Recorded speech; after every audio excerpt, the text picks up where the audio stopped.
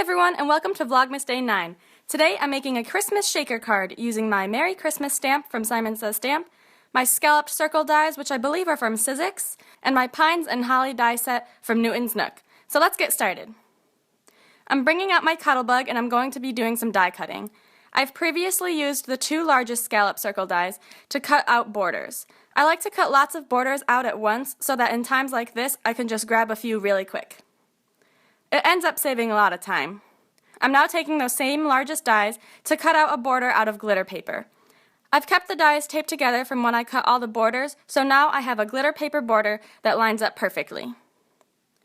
I've now brought back out my Cuttlebug and I'm cutting a piece of acetate using the largest scallop die. I'm using my multi-matte medium to adhere my glitter border to my acetate. I'm using my EK Success tweezers to help me line up my border, and once that's all set, I'm going to set that aside and place some acrylic blocks on top to add some pressure and really help it adhere into place. As that's drying, I'm adhering the other borders one on top of another, again using my multi-matte medium and craft tweezers.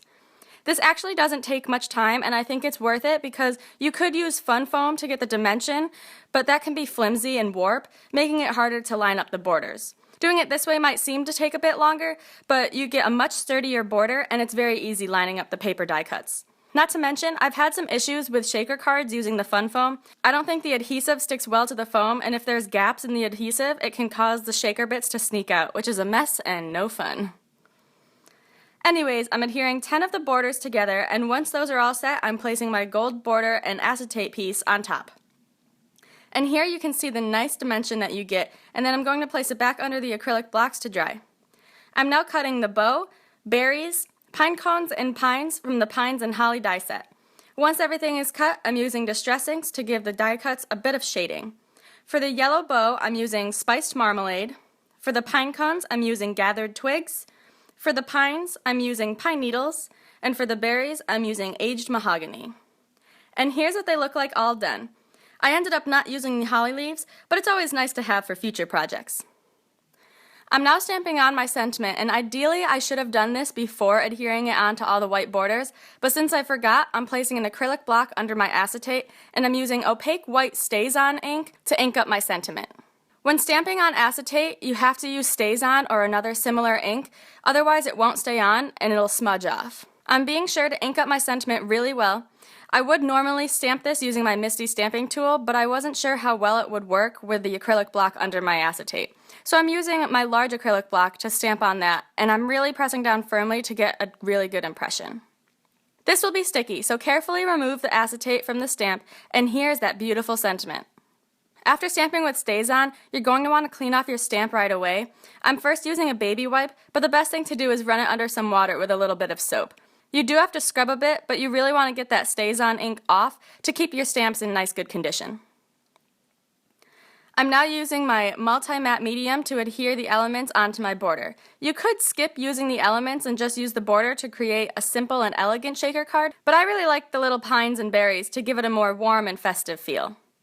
For the berries, since they're small, I'm using my EK Success tweezers to help me adhere those on. I'm also adding a few of the berries and furs to the bottom. Again, you could skip this step, but I think it really gives it a little extra something. I'm now working on the background panel, so I'm cutting a green piece of cardstock to 5 by 5 and a red piece of cardstock to 4 1/4 by 4 1/4. I'm using my 3M advanced tape runner, and then I'll adhere those together. It's now time to fill in the little shaker bits. I'm using the pearl necklace mix from Little Things by Lucy's Cards, a green sequins mix and a red sequins mix that I got from Michael's, and crystal seed beads, ruby seed beads, and peacock green seed beads from Prima. Once that's all set, I'm going around my border with my multi-matte medium once again, and I'll center that over my sequins and then press down firmly to adhere that into place. I'm placing some acrylic blocks along with my Cuttlebug to really add some pressure, and then let that sit to dry. Once that's dried and adhered securely on, I am using my advanced tape runner once again to adhere my panel onto my card base. To add a little bit of detail, I'm adding little bundles of 3 dots around my red panel.